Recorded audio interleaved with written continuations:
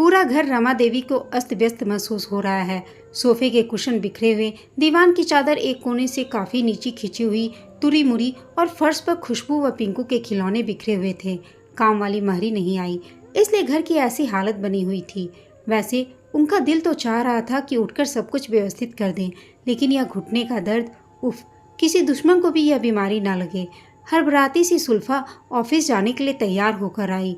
सामान सहेजते हुए वह निर्देश भी देती जा रही थी। माँ जी, खुशबू को दूध भात खिला दिया है और पिंकू को दूध पिलाकर सुला दिया है। उसे याद से 3-3 घंटे बाद दूध दे देना। आया आज छुट्टी पर है। सब्जी मैंने बना दी है, फुलके बना लेना आप। अब मुझे समय नहीं है। हवा की गति से सुल्फा कमरे से बाहर चली गई और पति आलोक के साथ अपने दफ्तर की ओर रवाना हो गई। रमा देवी सब कुछ देखती सुनती ही रह गई। बोलने का अधिकार तो वह स्वयं ही अपनी जिद के कारण खो चुकी थी। सच, वे कितनी बड़ी भूल कर बैठी। अपनी झूठी शान के लिए लोगों पर प्रभाव डालने के प्रयास में उन्होंने कितना गलत निर्णय ले लिया। विचारों के भंवर में डूबती उतरती वे पिंकू के रोने की आवाज़ सुनकर चौंक गईं। पलंग से उतरने की प्रक्रिया में ही उन्हें 2-3 मिनट लग गए। घुटने को पकड़कर शेष टांग को दूसरे हाथ से धीरे धीरे मलते हुए वे पैर को जमीन पर रखती। बहुत दर्द होता था। कभी कभी तो हल्की सी चीख भी निकल जाती। पैर घसीटते हुए वे पिंकू के पास पहुंची। कहना चाहती थी, अरे राजा बेटा, इतना जल्दी उठ गया, लेकिन दर्द से परेशान खींचती हुई बोल पड़ी, मरदूत कहीं का, जरा आराम नहीं लेने देता। सारा दिन इसकी ही सेवा टहल में लगे रहो। पिंकू दादी की गोद में बैठकर हंसने किलकिलाने लगा तो रमा देवी को अपने कहे शब्दों पर ग्लानि हो आई। इस बेचारी नन्ही जान का क्या कसूर? दोस्त तो मेरा ही है। मेरे ही कारण बहू अपने नन्हे बच्चों को रोता छोड़ नौकरी पर जाती है। मेरी ही तो जिद थी कि अपनी इकलौती संतान आलोक की रमा देवी ने बहुत अच्छी परवरिश की थी। माँ बाप के प्रोत्साहन से सफलता की सीढ़ियाँ चढ़ते हुए इंजीनियरिंग की डिग्री प्राप्त की थी। जल्दी ही उसे एक प्रतिष्ठित कंपनी में अच्छे पद पर नौकरी भी मिल गई थी। आलोक की शादी के लिए रमा देवी ने जो सपने बुने थे उनमें से एक यह भी था कि वह नौकरी करने वाली बहू लाएंगी। जब पति ने तर्क रखा कि उन्हें आर्थिक समस्या तो है नहीं, फिर बहू से नौकरी क्यों करवाई जाए, तो वे उत्साह से बोली थी, आपको मालूम नहीं, नौकरी करने वालों का बड़ा रौब रहता है।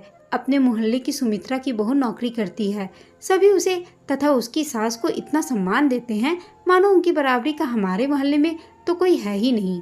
लेकिन उनकी तो आर्थिक स्थिति कमजोर है। सुमित्रा के पति भी नहीं है तथा उनके बेटे की कमाई भी इतनी नहीं कि परिवार का खर्च आसानी से चलाया जा सके। मजबूरन आर्थिक सहायता के लिए उनकी बहू नौकरी करती है। दोहरे कर्तव्यों के बोझ से वह बेचारी कितना थक जाती होगी। उसकी कर्तव्य परायणता के कारण ही सब उसकी तारीफ करते हैं। पति ने समझाया था, यह आपका ख्याल है, मैं कुछ और ही सोचती हूँ। हमारे खानदान में किसी की भी बहू नौकरी पेशा नहीं है। सोचो जरा, सभी पर हमारी धाक जमेगी कि हम कितने खुले विचारों वाले हैं, आधुनिक हैं, बहू पर कोई बंधन नहीं लगाते। इसका रोब लोगों पर पड़ेगा। तुम्हारी मति मारी गई है? लोगों पर रोब जमाने धुन में अपने घर को कलह तनाव का मैदान बना ले। सोचो जरा, अगर बहू सारा दिन बाहर रहेगी तो तुम्हें उसे लाने का क्या फायदा होगा? न वह तुम्हारे साथ बैठकर ठीक से हंस बोल सकेगी और न घर के कामों में मदद कर सकेगी। पति ने फिर से समझाने की कोशिश की, घर के काम के लिए नौकरानी रख लेंगे। रही बात हंसने बोलने की, तो शाम 6 बजे से रात तक क्या कम समय होता है? तुमसे तो बहस करना ही व्यर्थ है, कहकर पति चुप हो गए। आलोक के लिए लड़कियां देखने की प्रक्रिया जारी थी। रमा देवी ने कई अच्छी शिक्षित लड़कियों को अस्वीकार कर दिया क्योंकि वे नौकरी नहीं करती थी। आरंभ से ही घर में रमा देवी का दबदबा था, इसलिए पति व पुत्र उनके हर प्रस्ताव को मानने में ही अपनी खैर समझते थे। संजोग से जीवन बीमा कंपनी में कार्यरत सुल्फा सभी को पसंद आ गई। रमा देवी को तो मानो मुँह मांगी मुराद मिल गई। खूबसूरत कुलीन घर की बेटी और फिर अच्छी नौकरी पर लगी हुई। आनन फानन बात पक्की कर दी गई। खूब धूमधाम से शादी हुई। सुल्फा ने महीने भर की छुट्टियां ली थी। न दंपति शादी के बाद 15 दिनों के लिए मधुमास मनाने पहाड़ों पर चले गए। घर लौटने पर एक दिन रमा देवी ने कहा, सुल्फा, 1 तारीख से तुम अपनी ड्यूटी शुरू कर लो। उनके आदेश से सभी चौंक गए। सभी का विचार था वे अपनी जिद भूल चुकी होंगी, लेकिन उनका सोचना गलत निकला। माँ जी, आपको तकलीफ होगी। मैं सवेरे 10 बजे से शाम 6 बजे तक बाहर रहूंगी। घर का सारा काम आपके, अब आराम के दिन है। मैं आपकी सेवा करना चाहती हूँ। पति के सुझाए विचार सुल्फा ने व्यक्त कर दिए। आलोक व पति ने सोचा, अब रमा देवी अपनी जिद छोड़ निर्णय बदल लेंगी। लेकिन जब उन्होंने उनका उत्तर सुना तो मन मारकर रह गए। वे बोली, बहू तुम मेरी तकलीफ की चिंता मत करो, मैं घर के सारे कार्यों के लिए नौकरानी का प्रबंध कर लूंगी। तुम बेफिक्र होकर नौकरी करो। आजकल तो अच्छी नौकरी प्रतिष्ठा का प्रतीक है, हमारा भी तो मान भरेगा इससे। सभी को हथियार डालने पड़े थे। सुल्फा पूर्वरत नौकरी पर जाने लगी थी। सुल्फा, कमाल है, इतने संपन्न घराने में ब्याह होने के बाद भी तुझे नौकरी की जरूरत है, समझ नहीं आता। ऑफिस में एक दिन वीना ने कहा, हाँ भाई, अब तो नौकरी का चक्कर छोड़ो और अपने मियाँ तथा सास ससुर की सेवा करो, इकलौती बहू हो। कल्पना ने भी मजाक किया। जब सुल्फा ने उन्हें असलियत बताई तो वे हैरानी से एक दूसरे का मुंह ताकने लगी कि अजीब संग की सास है तुम्हारी।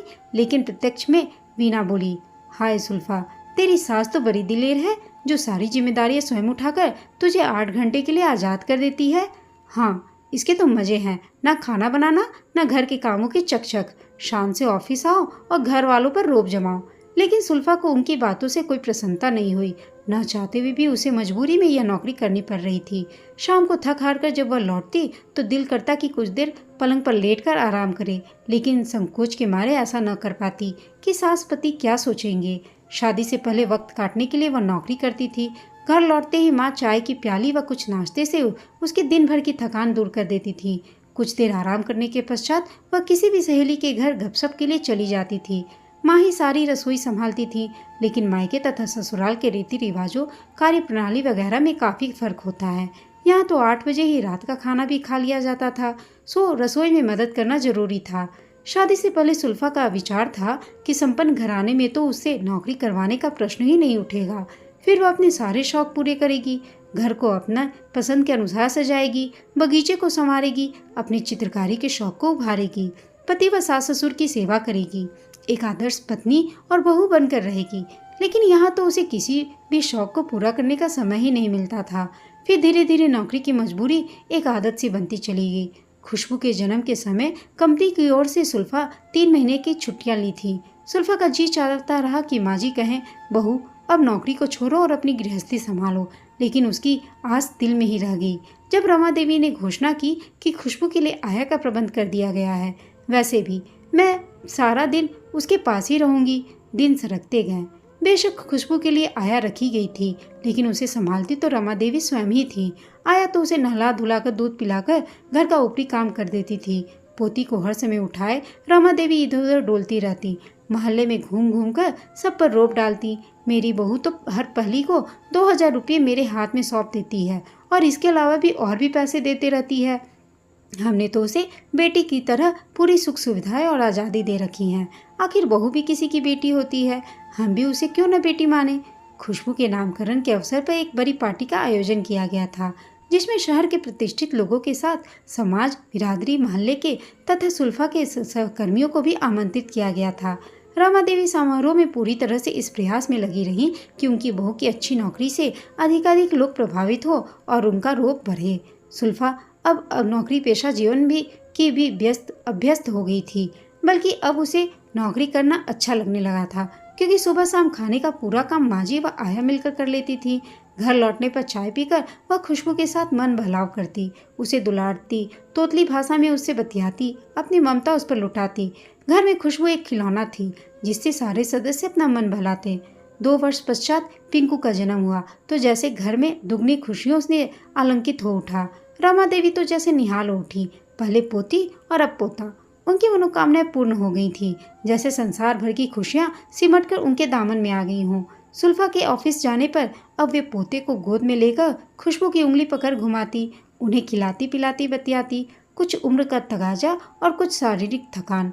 अधिक काम की वजह से अब रमा देवी जल्दी थकने लगी। एक दिन दोनों बच्चों के लिए सीढ़ियां उतर रही थीं कि उनका पैर फिसल गया। यह तो गनीमत रहा कि बच्चों को ज़्यादा चोट नहीं आई, लेकिन उस दिन से उनके घुटने का दर्द ठीक नहीं हुआ। हर तरह की दवा ली, मालिश की, सेक किया, लेकिन दर्द बना ही रहा। अब तो बच्चों को संभालना भी मुश्किल सा हो रहा था। आया आती तो थी, लेकिन अपनी मनमर्जी से ही कार्य करती थी। कभी पिंकू भूख से बिलबिलाता तो दूध ही नदारद रहता। कभी खुशबू की खिचड़ी की मांग होती और आया आगे दलिया रखकर छुट्टी कर जाती। बच्चे चीखते चिल्लाते तो रमा देवी स्वयं उठकर उन्हें खिलाना चाहती, लेकिन घुटने के दर्द से कराहकर फिर बैठ जाती। जिस दिन घर के काम के लिए मारी भी ना आती, उस दिन तो पूरा घर ही अस्त व्यस्त हो जाता। आया तो मुश्किल से बच्चों का ही काम निपटाती थी। उसकी मिन्नतें करके थोड़ा बहुत काम वे करवा लेती, शेष तो सुल्फा को ही करना पड़ता। रमा देवी अब अक्सर सोचती, बहू बेचारी भी क्या क्या करे, दफ्तर संभाले, बच्चों की देखरेख करे या नौकरी करे। रमा देवी ने सोचा, अगर पति या बेटा कहे अथवा बहू खुद ही नौकरी छोड़ने की बात करे तो वह फौरन तैयार हो जाएंगी, लेकिन कोई इस प्रश्न को उठाता ही नहीं। शायद उनकी परीक्षा ले रहे हैं या उनकी जीत झूठी प्रतिष्ठा का परिणाम उन्हें दिखाना चाहते थे। अब उन्हें स्वयं ही की भूल पर अफसोस हो रहा था। सुल्फा के बच्चों की परवरिश ठीक ढंग से नहीं हो रही है, यह भी वे समझ रही थी। माँ के होते हुए भी बच्चे उसका पूरा स्नेह दुलार नहीं पा रहे थे। उसके ऑफिस से लौटने पर पिंकू अक्सर सोया हुआ मिलता। खुशबू भी आया के साथ कहीं घूमने या बगीचे में गई होती। यह तो एक तरह से अन्याय था। बच्चों के प्रति माँ को अपने कर्तव्यों से विमुख करना अपराधी तो था नहीं, अब और अन्याय वे नहीं होने देंगी। उनकी तानाशाही के कारण ही सभी सदस्य चुपचाप अपने मानसिक तनाव में ही जबरन घुट-घुट कर जी रहे हैं।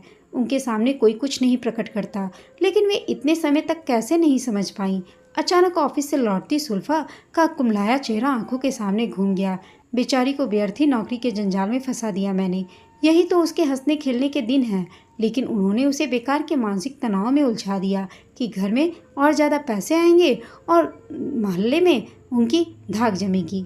रमा देवी ने लेकिन अब निर्णय ले लिया कि अब वे अपनी झूठी प्रतिष्ठा रोब दाब को तिलांजलि देंगी। शाम सुल्फा के ऑफिस से लौटने पर कह देंगी, अब अपना घर बच्चे संभालो, नौकरी की कोई आवश्यकता नहीं। उनके निर्णय से सभी को आश्चर्य तो होगा, साथ ही शायद सभी सोचेंगे कि वे हार गई, उनका निर्णय गलत था। लेकिन इस हार से उन्हें कोई अफसोस या ग्लानि नहीं होगी, क्योंकि इस हार से सभी को लाभ होगा और उन्हें भी। शाम को जब बहू सुल्फा आई तो उन्होंने उसे साफ साफ कह दिया कि बेटा, बच्चों की परवरिश ठीक से नहीं हो पा रही है और मैं भी इसमें असमर्थ हूँ। आया तो आती है, लेकिन वह भी पूरे ध्यान से नहीं देती। यह सुन सुल्फा को भी लगा कि हाँ, माँ जी सही कह रही हैं, नौकरी तो जीवन में बाद में भी कर लेगी, लेकिन अभी तो फिलहाल बच्चों की देखभाल ही ज़्यादा ज़रूरी है। अगले दिन से उसने नौकरी पर जाना छोड़ दिया और अपने परिवार को अहमियत दी। दोस्तों, आपको यह कहानी कैसी लगी कमेंट करके बताइएगा। साथ ही कहानी अच्छी लगी हो तो इसे लाइक, शेयर और चैनल को सब्सक्राइब अवश्य कीजिएगा। कहानी सुनने के लिए आप सबका धन्यवाद।